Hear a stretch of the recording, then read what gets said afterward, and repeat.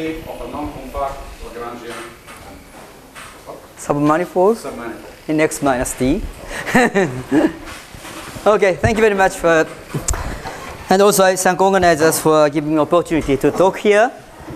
And what I'm going to talk is some recently started joint work with in progress, and jointly with Arikaba Daimi and Yuan Gao.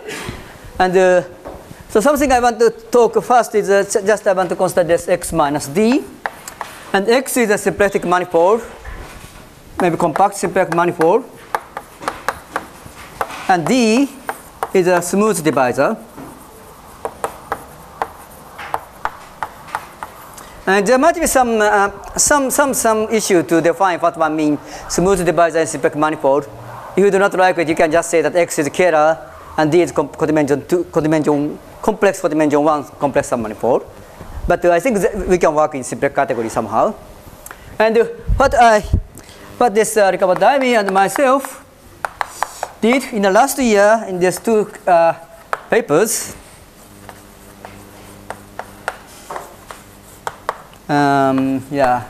it's basically the following things. If L is a compact Lagrangian submanifold of this X minus D, then we can do a kind of Floer theory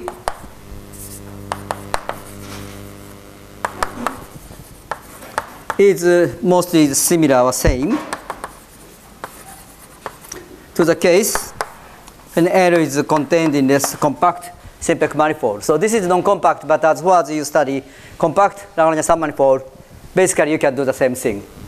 It is basically the conclusion of these two papers. And we assume this is a monotone or something, but it's just for making paper shorter. It's already 250 pages, so I don't want to make it any longer. So but basically you can do the same thing as compact cases.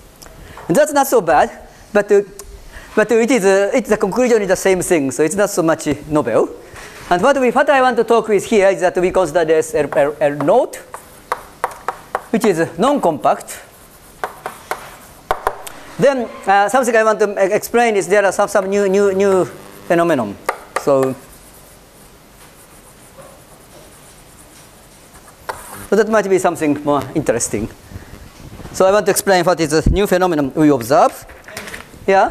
So in the compact case, you were motivated by some kind of gauge theory. Yes. Are there examples that? So gauge theory, in this case, is enough for that particular purpose for the study of Floer conjecture part things. But this might be more application. I hope this has application to mirror symmetry or things like that. And also something I want to calculation of Floer homology. But yeah. So now I want to explain a bit more precisely which situation I want to work with. So first of all, L is a submanifold of X. This is a manifold with boundary. And if you take this L naught, this is a L minus boundary. This is contained in X minus D, and this is a Lagrangian submanifold. And from this you see that boundary of L is assumed to be an intersection of L and D. And this one is contained in D, and this is also a Lagrangian submanifold. So it means that this intersection is not transversal, because D is a real codimension 2, and this boundary is a real codimension 1. So it's a bit strange, but this happens very frequently. In a typical case is that if X is a projective algebraic variety, everything defined over reals, then if L is a real point, you are exactly in this kind of situations. And kind of to make it a bit more easier to handle for some analytic point, I assume the following things. We consider. Sorry, can you say any example? So if everything, if X and D is defined over reals, real algebraic variety and the real divisor, L is a real point. If it's smooth, then we have these situations. The boundary doesn't necessarily mean bound. Boundary is the intersection of L and D. That's the assumption. In the case you just gave, L will be smooth without. Oh yeah, you have two. Yeah, something like that. Yeah. So in general, this is the image. So it is the kind of image Lagrangian submanifold which just coincides with itself. But you see other example coming. So now I want a bit more simplified. So we consider this U of D is a neighborhood of D, and we assume that.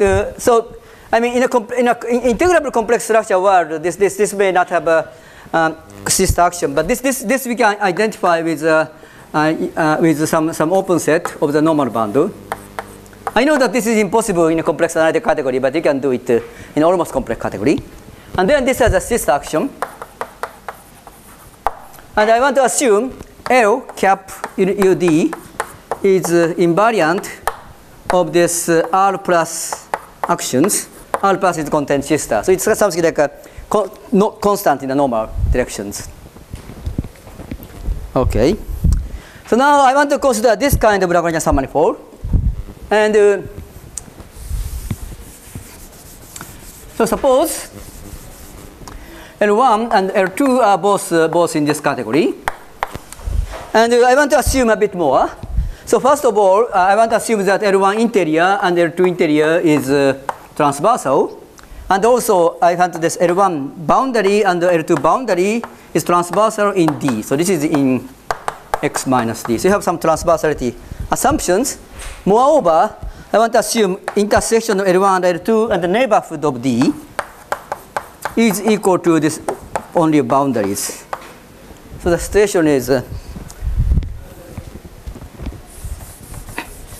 kind of you have a boundary, and this is L1. I'm sorry, this picture is a bit too much degenerated, but this kind of situations, this has an angle. It never coincides in the neighborhood. So I want to define Floer homology, but first I want to explain some chain complex.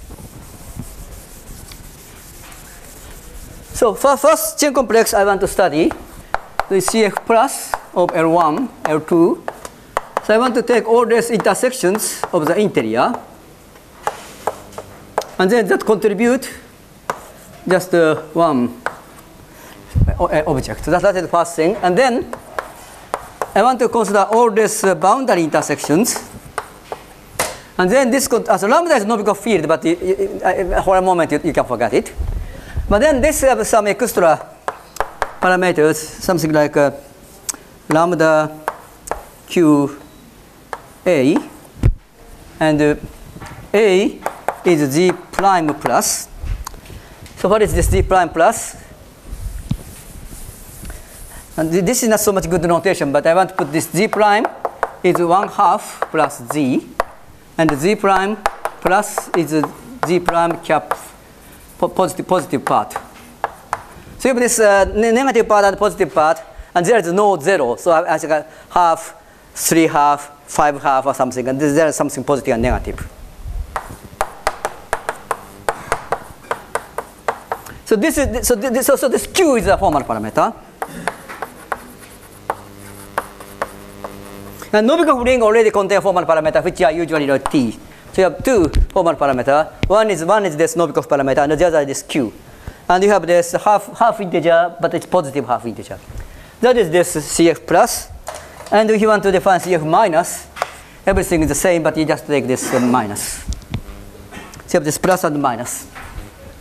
And then, so I said that this is a kind of just started joint work. So to write theorem is a bit dangerous, but this one I think I know how to prove. So I want to write its theorem, maybe pseudo theorem or something, but theorem.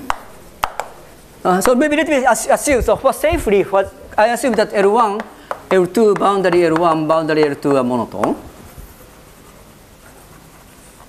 It's Maslow's index rather than 2. So this is a kind of safest assumption to define Floer homology. And I assume it was both L1, L2 at the boundary. Then they exist, first of all, they exist boundary plus minus on these things. So that this one, 0. So you define Floer homology on this chain complex. And second is there exists some exact triangle.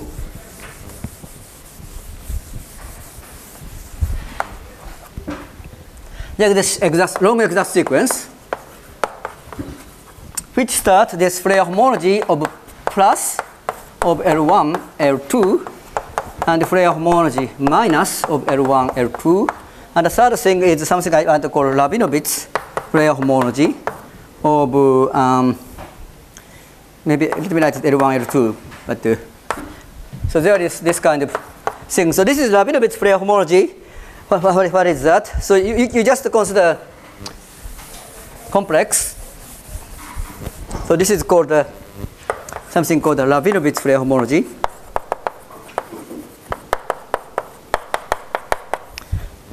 And you consider this all x on this boundary L1, boundary L2.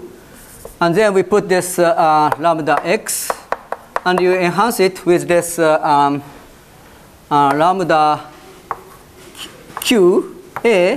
But this, in this case, a is all positive and negative half integer. So there's infinitely many generator, but it kind of parameter z. And you have this boundary operator, which I will explain later on, but this is kind of Rabinovitz type things. And you take homology. This is called Rabinovitz Floer homology, and you have this exact triangle. That is the third part. And maybe if somebody already noticed, this one is very much similar in this Seiberg-Witten Floer theory due to this Kronheimer and Mrowka. And in this case, this is something like HF hat, and it is HF hat, and this is HF bar. And they have this kind of exact triangle. You have a three manifold. They use this Seiberg-Witten theory to get this some version of Floer homology, and you have this triangles. And this one looks formally very similar. Actually, what happened is that in Cambridge in March, yeah. Pardon? Where here? Kronheimer and Mrowka. So the name, yeah. So somehow this March, I gave some talk in Cambridge, and it is about something like how the splitting and the kind of non-compact Floer theories. And then I don't claim this kind of things, and I just pretend that the Floer homology exists. And then after I claim it, and during my way back from Cambridge to London, I get worried that I conjectured it might be completely wrong, and I found some errors. And then before I think fortunately before I arrived in London station, I found some way to kind of correct it. Then after I go back, I just meet with this Arigawa Daimi, and he's a specialist of gauge theory. I explained this. He said he immediately found that this is very similar to this what Kronheimer Mrowka is doing. So that's somehow I want to explain.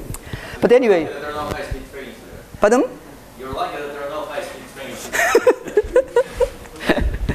Anyway, so now this is the second part. Yeah? I'm slightly confused by the plus and the minus. Yeah? Is minus L1 equals L2 is minus the ring? When L1 is L2, there is something about the difference. Because this, if L1 is not equal to L2, you can clearly distinguish positive and negative. And the L1 is not equal to L2, you cannot assume these conditions.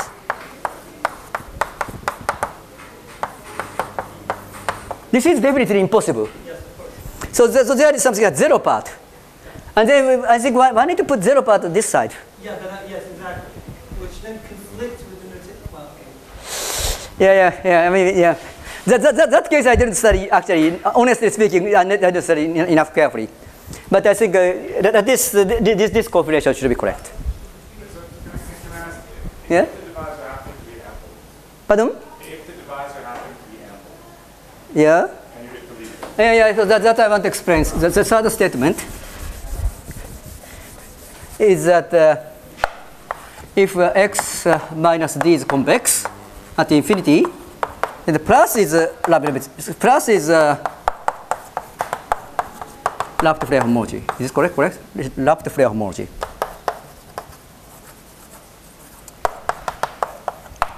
That's the correct answer to your questions.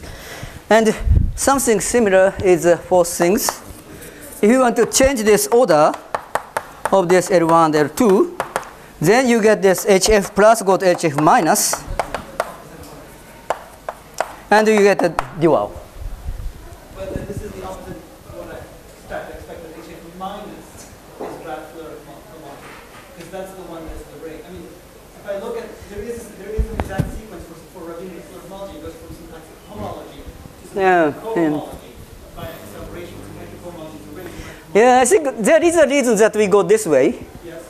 So, I don't know, this might be minus, but I just, yeah. It's a kind of duality thing. So, I just, maybe I use some wrong notation for the homology and cohomology. And the divisors are smooth, right? Divisor is smooth. But conjecture is that everything can be generalized to normal crossing divisor. So this is at least I might write to at least quasi theorems. But the next one is definitely the conjecture is the following things.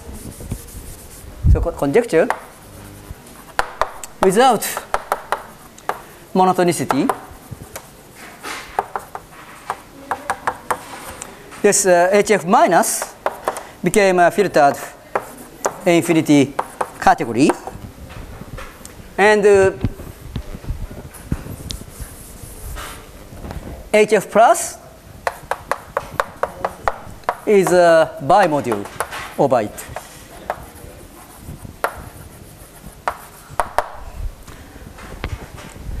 So what it means, in particular, to make it category, you have to consider the case when L1 is equal to L2, and that's a bit kind of a bit of subtlety how this zero part, how to handle this zero part. So that. But it can be non-unital thing, even if you don't put in this. Unitarity, I don't know. Yeah, I don't check enough detail. Yeah, probably it might be, but yeah. But then what it means that you have this kind of B of this HF minus L of L, which is a monocartan solutions. Then we can deform HF plus both B1, both plus minus theory can be deformed using this bounding cochain.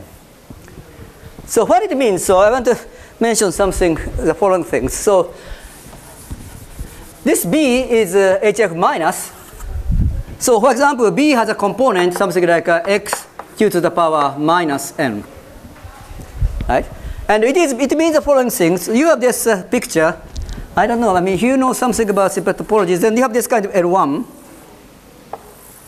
This is the L1 and L2. Maybe I just want to consider just one thing. And you have this L1, L. And then this is a kind of infinity. And this B should come from outside. That's what this minus means. You will see later what I mean. So kind of if you just consider the symplectic homology or Lafte-Flair homology, your B came something from this side. Usual bounding cochain came from this side, but this bounding cochain came from the outside. That is definitely different from something came from the inside. And this kind of bounding cochain actually observed by Yuan Gao, and when he tried to generalize this Viterbo functoriality, try to remove some condition of size ideal assumed, and he observed that you need some bounding cochain coming from the outside. And that is coming from this B on this HF minus. And I want to keep conjecturing.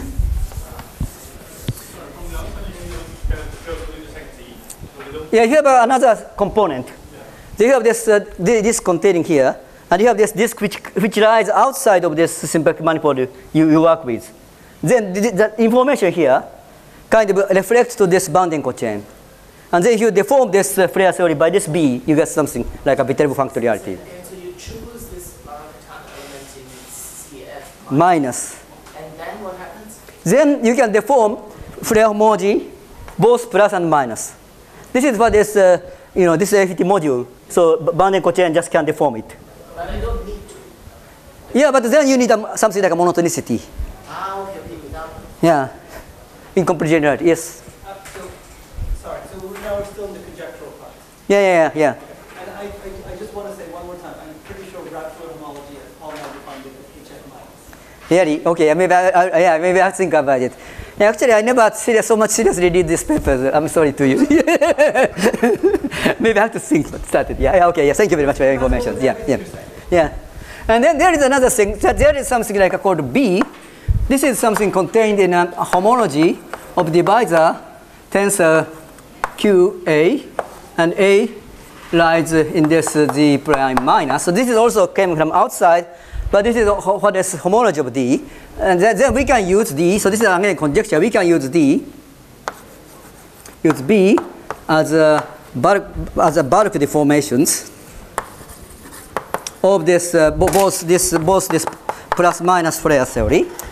So here you use this disk outside to deform it, but then you have this kind of sphere outside, and this sphere usually if you know something like a simple homology and Lagrangian Floer theory, you have a cycle here.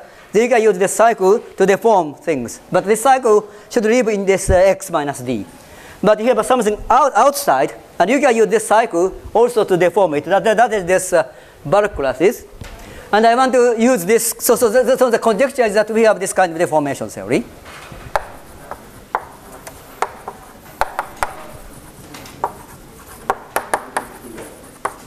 So now after making this, I just want to try to explain what I expect is something like a Meyer-Beatrice sequence of Lagrangian Floer theory.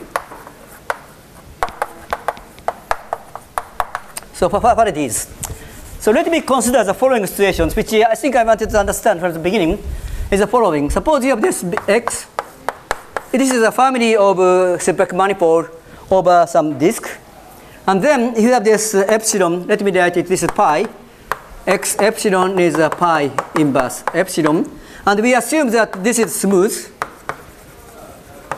where epsilon is non-zero, and x0 is a union of x1 and x2 in big X, and this is a normal crossing divisor. I mean, your situation that in the singular fiber has a 2 irreducible component, and you go away, you get something smooth. And then something I want to study the following thing. So let L is a Lagrangian submanifold of x epsilons. Then I want to define L1. So then I want to define this 2 Lagrangian submanifold. So this is x epsilon. And you have some domain U, and we have this some domain U in S x epsilon, and the moment map from U to this minus epsilon. This epsilon is nothing, so let me say minus delta, and this is a Hamiltonian S1 maximum, and this is a moment map, and then. So this is the situation. So this is U. So this is the x1 naught, and this is x2 naught. So this is x2 naught, and this is x1 naught. And x1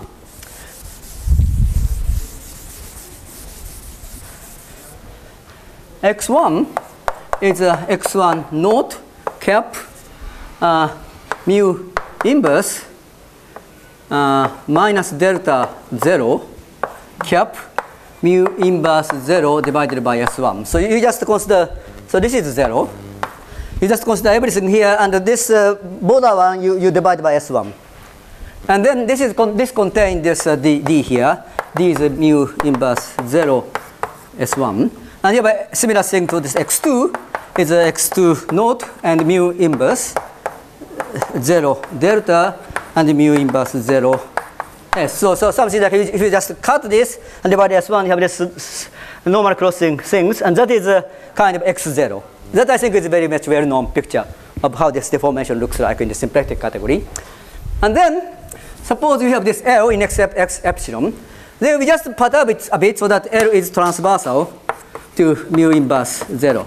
This is very easy. And then you get this L1. This is just maybe for simplicity just L intersection with this L1. So you have this picture, and your Lagrangian submanifold looks something like this, and you cut it, and then you can just shrink this here. So you have this Lagrangian submanifold, and the boundary. So this intersection is codimension 1, and it is this is actually the boundary. So in this way, we can get the situations we first obtain. So now, suppose we have 2 Lagrangian submanifold in this x epsilon, and then I want to cook up L1 prime, L1 and L2, L1 prime contained in x1, and L2 prime contained in x2, and you have this divisor.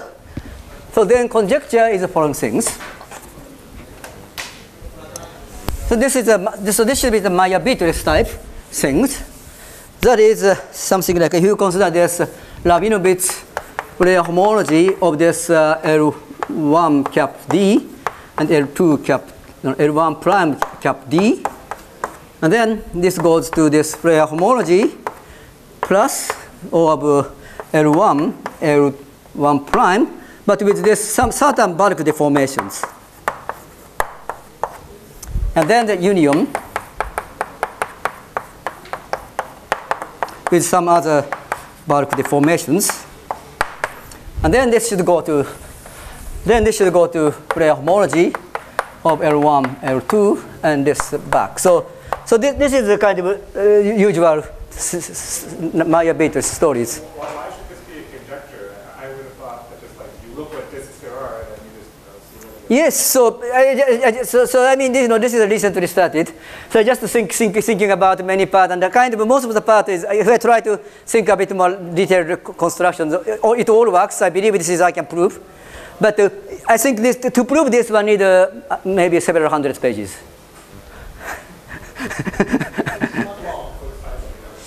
I mean, yeah, we have to write down all these moduli spaces. For example, to cook up all these gluing things, it is as difficult as writing everything about simple field theory. You can imagine. So I can say it's a conjecture, it's a theorem, but I just say it's a conjecture. Okay, so now this is a conjecture about Maya-Beatrice, and the rest of the conjecture I want to say by word. So the next thing is that we can generalize this story, everything to the normal crossing divisor. In this case, plus and minus has for each component of plus or minus, there are several things. And then if you want to generalize this Maya-Beatrice, it will be something like a check cohomology calculations of some sheaves. And if this normal crossing divisor description came from SYG fibrations, and you can use this polygonal decompositions of the basis of the SYG fibrations to cook up this normal crossing divisor decompositions.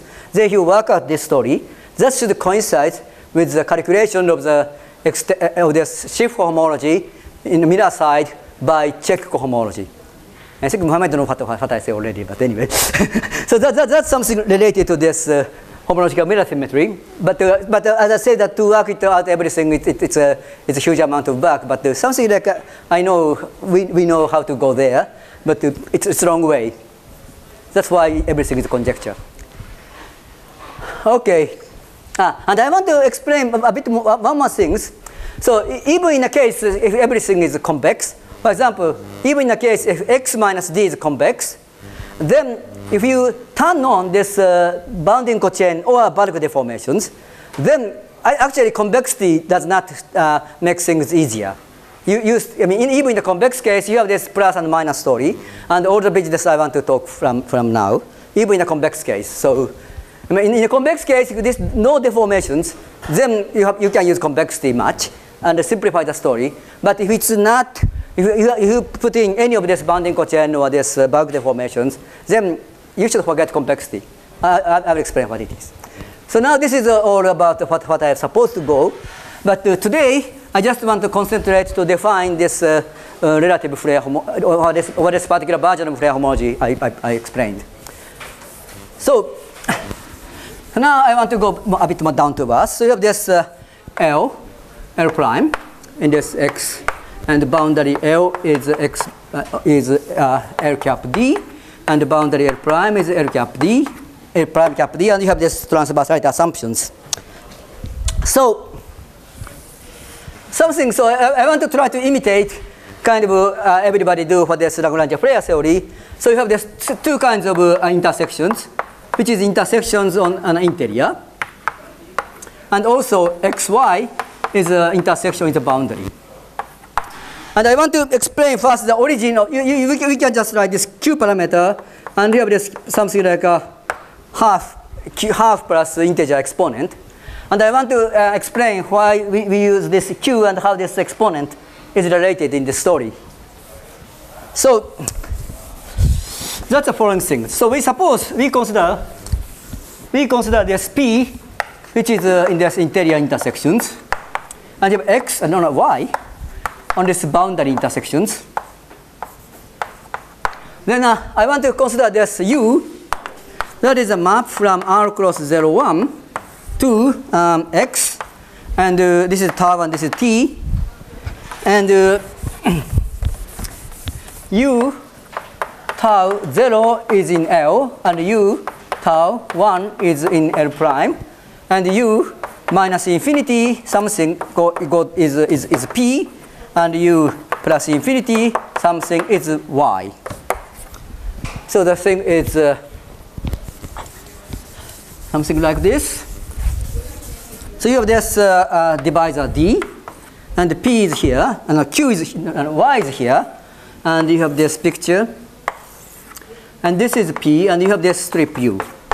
This is L1, and this is L, and this is L prime. So that is the situations. So I want to explain so what happens in this neighborhood of Y. So I want to define somehow neighborhood of Y in X. Pardon? In that picture you just drew, are those like supposed to coincide at the bottom? This is P and this is Y. I'm sorry, yeah, this 3 intersects, yes. My handwriting is, yeah, yes. This is Y. And so I want to identify the neighborhood of X is some open set of C of n. And C of n minus 1 is just a D. So that is the picture. And then, so this means that I normalize, I trivialize the normal bundle. So this, the class C, this is a fiber of the normal bundle. So I want to write U tau T is U bar tau T and phi tau T for tau very big. And this lies in Cn minus 1, and this lies in C. And U bar is a holomorphic to D, but and the phi, so phi is a kind of complex. Then I want to write this in the following way. So you consider this fiber. So this is a fiber. So normal bundle, fiber or normal bundle at Y. So this is normal bundle, and I want to take its fiber at Y. So this is a complex plane. And L1, this is 0, and L1, L is something like this, and L prime is something like this. So this is alpha. So what I assumed is that this guy is actually invariant of R plus axiom. It means that these two lines are straight, and you have this angle. That is alpha. Then the phi is a map which goes to this sector. That's a kind of our situations. So what you expect is that let's see, yeah, phi tau T is some real number, and e to the power minus 2 pi I n plus alpha tau plus 2 pi tau plus square root minus 1 t.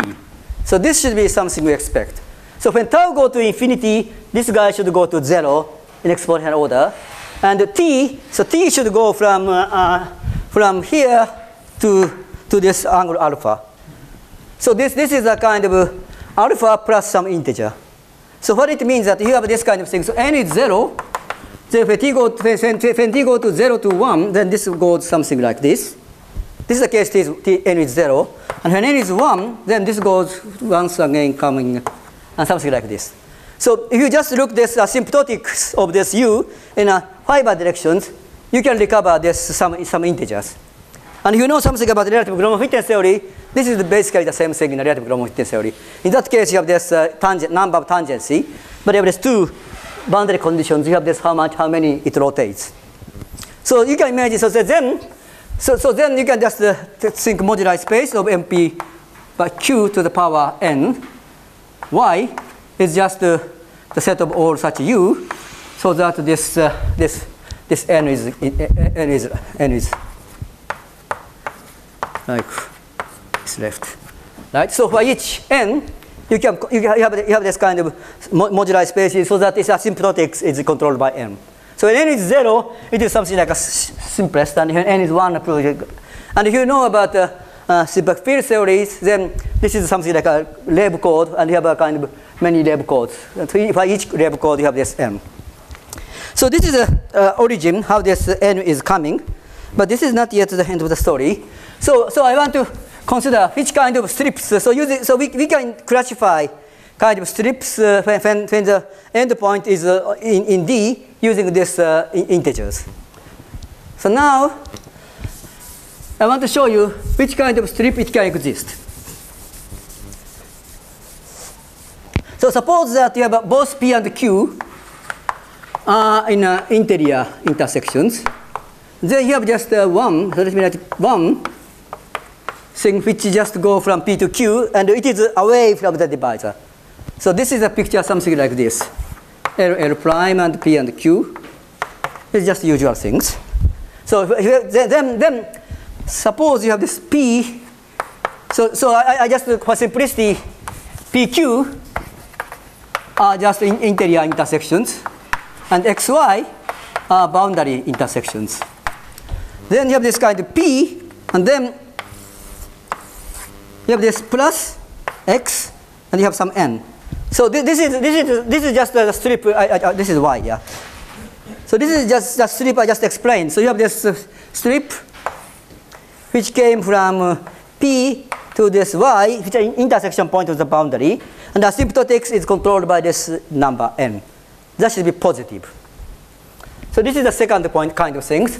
And you can see there are several other things. And let me draw pictures.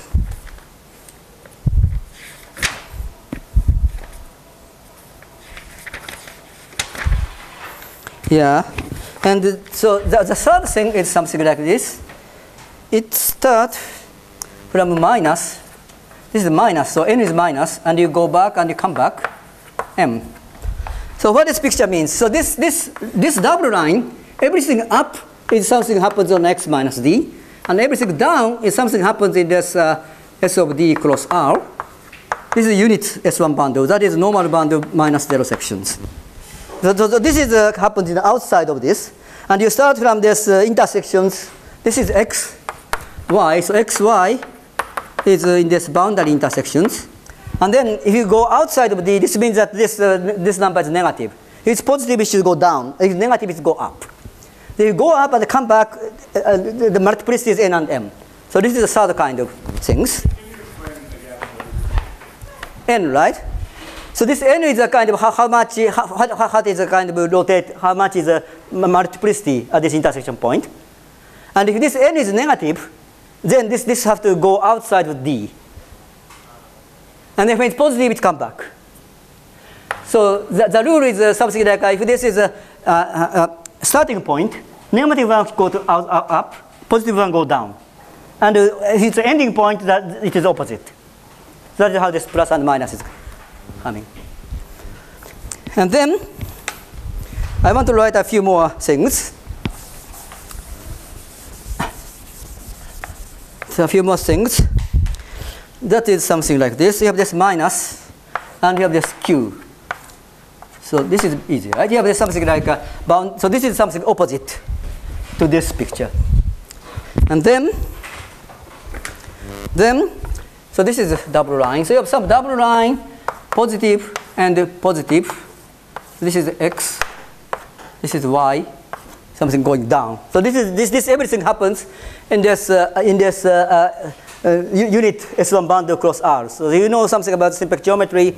You have some non-compact things, then some sliding and go to this boundary thing. So this is just up in the boundary. And you have another thing which is kind of so this is a double line. You start something negative. Sorry, negative and positive is very hard to read. Right? My writing. What is double line? Double line is something here. Everything written above double line is a homology curve in x minus d. Okay. Everything written below double line is this nd minus d. Okay. So kind of this is at infinity.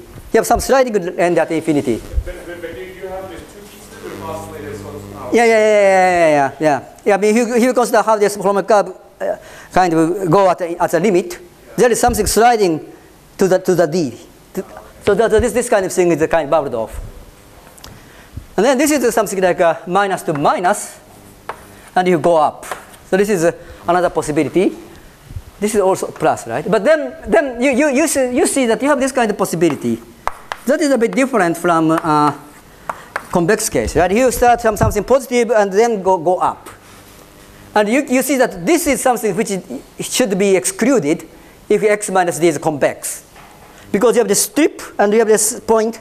I'm sorry, this is down, but this is a maximal kind of maximal principle. Exactly exclude that this happens. Okay. And yeah, probably this is yeah. I think this is all. Then so now something like the guess I had before this Cambridge is that the following things. So you consider, and this is wrong as we will say. So you consider the abelian group. So let me erase this part. You consider this kind of sum all over P of this interior intersections of this P lambda P and all of X of this boundary intersections and lambda X, and then you take this lambda over Q Z prime. So you have this all the exponent which is either positive or negative. So you consider this complex and you try to define boundary operator, and you see that all of this ending and the beginning point has some correspond to some of this generator of this complex, and so you count all of these moduli spaces in the zero-dimensional case to get boundary operator. So that's the kind of most naive way of thinking boundary operator. And what I thought before is that this boundary operator satisfies boundary square is 0. So then you can define Floer homology on this chain complex. And that was a story I thought before, but then this is wrong. So the key new phenomenon is that if you just do this naive way, just to consider all zero-dimensional modular space to define boundary operator, then boundary square is non-zero. So your construction is not correct. So that is lesson, and that's the new phenomenon. So I want to explain why it is. So why it is? So this is wrong. So boundary square is non-zero if you just take all this generator and take all this modular space as a count. Why it is? So let me consider this modular space, P and so this modular space which connect P and Q. So PQ is interior things. And then I want to consider all modular spaces, that is M. Then if you know this Floer theory, the naive idea to prove boundary square is 0 is to consider the case this modular space is one-dimensional and try to study its boundary. So what is the boundary of this guy? Boundary of this M. Then there are one natural picture that you have this P and you have this R and you have this Q. So this R is also contained in this interior marked points. And so if only this is a boundary, you are happy to have this boundary square is 0. But then you found that there is other boundary. And actually this is very much similar. If you look this Kronheim and Mlofka's book about this Seiberg-Witten Floer theory, then you will see very similar pictures. That's what this Ari Kabadaimi showed me. So the thing is the following thing. You have this X, then you end up with something like this is P, X, and this is a kind of Q. So this positive. So this is positive. Then you have this picture here. You have something negative, and you go up with Q. So what looks very So if you just look at these pictures, what looks very strange is that this is a union of 3 strips. And usually in a Floer theory, if you have the kind of 2 singular points, this happens in codimension 2. But if you think a bit more carefully, this happens in codimension 1. So that is something which is very much different from this usual story. So it means that if you just try to use this modular spaces to prove boundary square 0, this one is okay. But this one is a kind of composition of 3 operators. So usual story about Floer homology just breaks down. So that is this new point I want to explain. So that's the kind of main new features. And also there are another things which is related, is the following things. So if you consider very similar but slightly different, maybe one of a part of this modular space, you have start P and you end up with X and you come back and end up Y. So if you consider this spaces, so this is the union of two strips. You have this one strip here, and they have this some other strips here. So this strip is outside X minus D, and this is very close to D.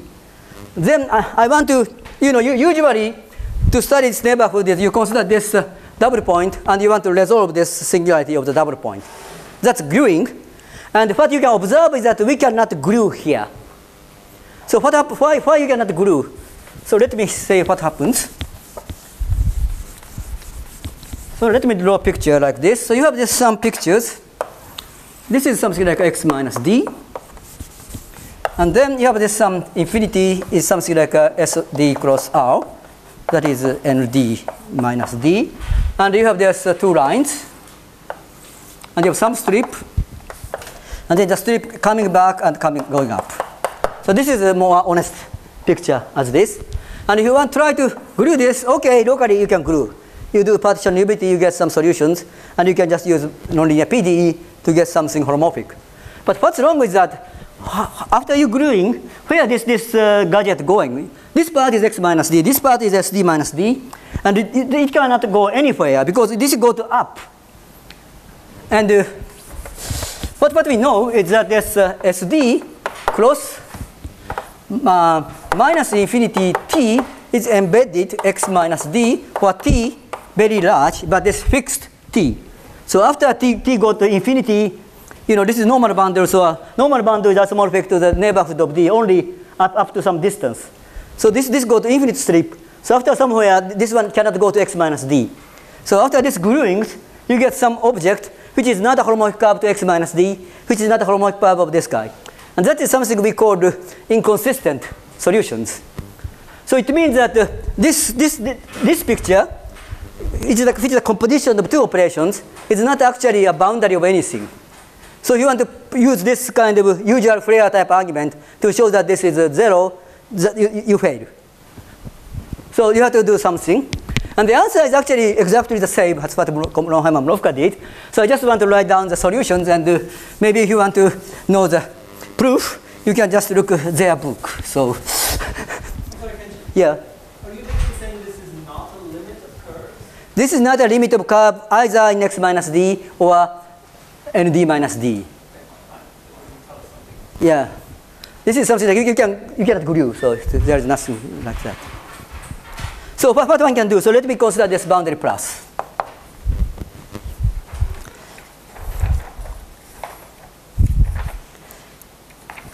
So boundary plus is, there are three cases. You have this boundary plus of P and Q. Let me remind you, PQ. PQ is in the interior intersections. So this is just count the number of strip between P and Q, just usual Floer boundary operator. And the second thing, which might be more interesting, is boundary plus, and this is also P on this Y, Q to the power N. So this is something you calculate P, and you end up with Y with multiplicity N. So this is the second case. That's also very much similar. And then the third thing,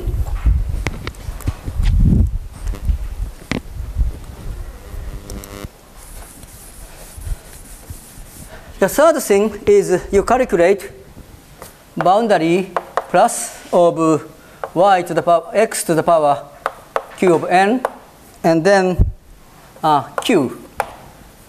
This means then there are, this is plus. So first of all, it should go down, right, by this rule. And the Q is somewhere else, so usually there's no way to go from here to here. But then you can just compose something like this. So this is anything.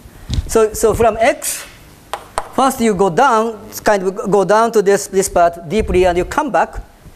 this is possible because this is not convex. Then you go to Q. So this is a composition of two things, and you can observe that this is actually the singularity you cannot glue. After gluing, you have a similar problem as I explained. So this all together is just one moduli space, and we count it, and that is this boundary operator. And then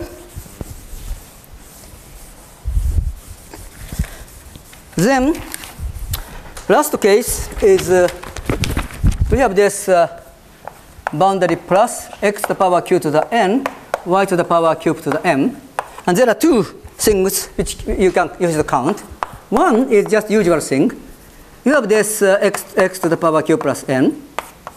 And the other is y q to the m. You can just usual strip. This strip completely lies in this nd minus d. But you have another possibility which looks rather curious. So another possibility is something like this. You start from plus, and then you go up, go down, and go up. And then you again come back something. So this is x q to the power m. This is y q to the power m. So first part is kind of happens completely in the neighborhood of d, and then you go outside and coming back. And you can observe again, this is singularity you cannot resolve, because then this can no anywhere. So you just take the sum of the count of this and sum of the count of this, and that is exactly this boundary operator. So you consider this 4 cases, and you have some combination of the count to define boundary operator. And the proof is there's some non-trivial part of the proof is that why this is boundary square is 0.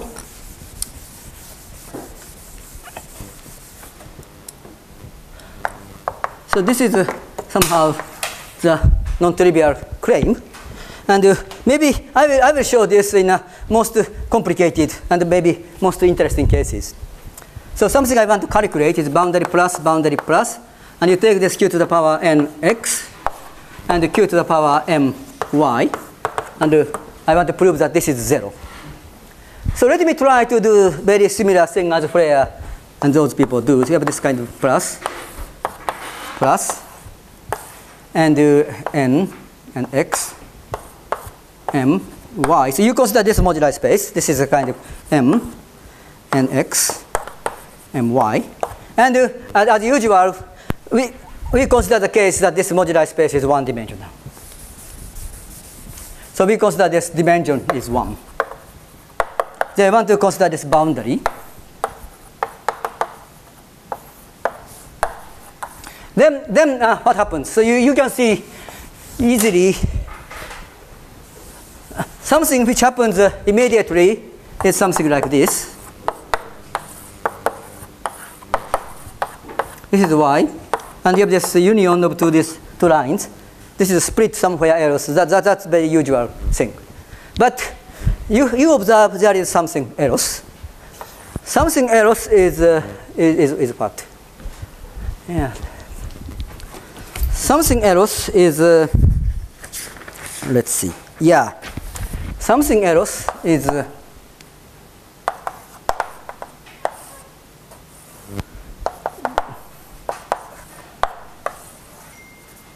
oh, it's how much time I have? 5 more minutes or something? Yeah, okay, yeah, that's fine. Yes.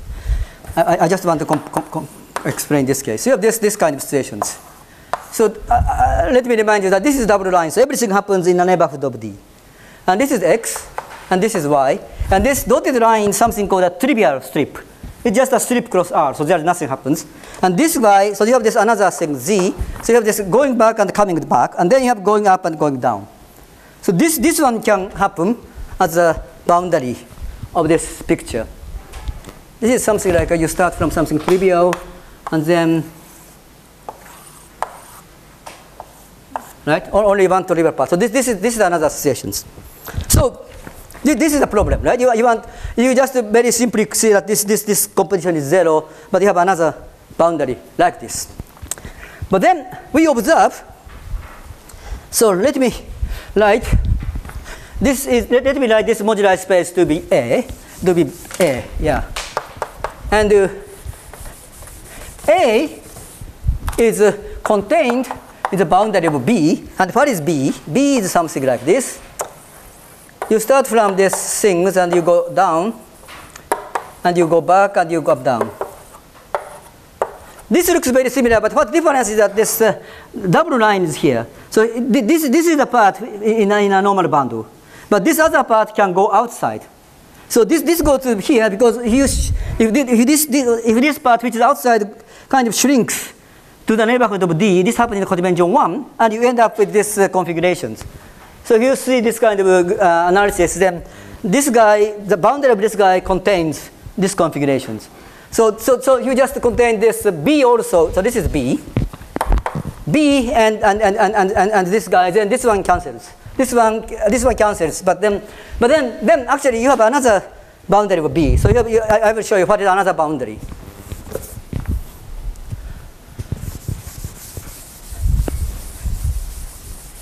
So there are many degenerations. So it's another boundary B. So what happened is that I mean you have this split. So it is something like this. You have this X plus X, and you have this substrip,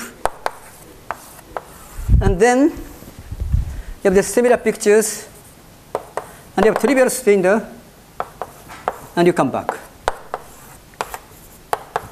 This is X and this is Y. It just means that this part goes this way. So that is one thing here. And then the next thing is that this part split. That is kind of you have this X and you have a trivial cylinder, and you have something like this Z, and you have this something W, and come back Y. So this is the second cases, and the third case is this part straight. So this looks very much complicated, but it somehow works nicely. This is why. So this is the kind of everything that these three parts split, and you have this some other split here. So I will write two more. There are two more things. Another is something coming here. This is plus. Then coming back, and you have this another split P, and you come back to Y. These are third cases, and the last case looks rather strange. The last case is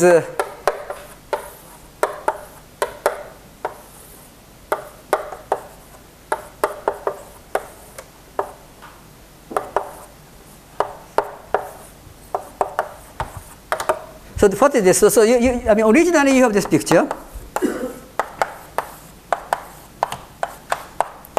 What can happen is that some part of the strip approaches to D, and it completely to the neighborhood of D. That is this picture of this kind of two things. So I mean, you know, the kind of hard work we have to write up is to classify all the boundary of that moduli spaces and show that this is all the possibility. Yes, yes. And everything is compatible with Cranach structures, and you know, you can imagine.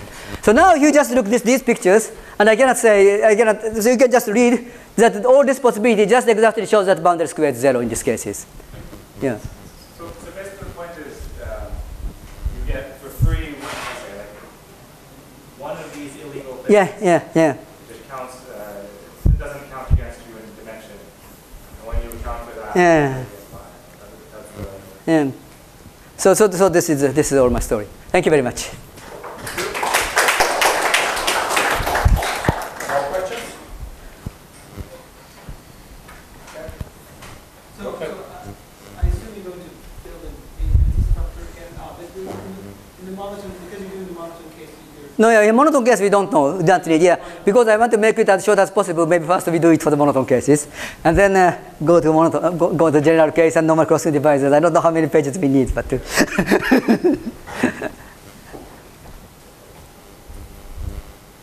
questions? Yeah.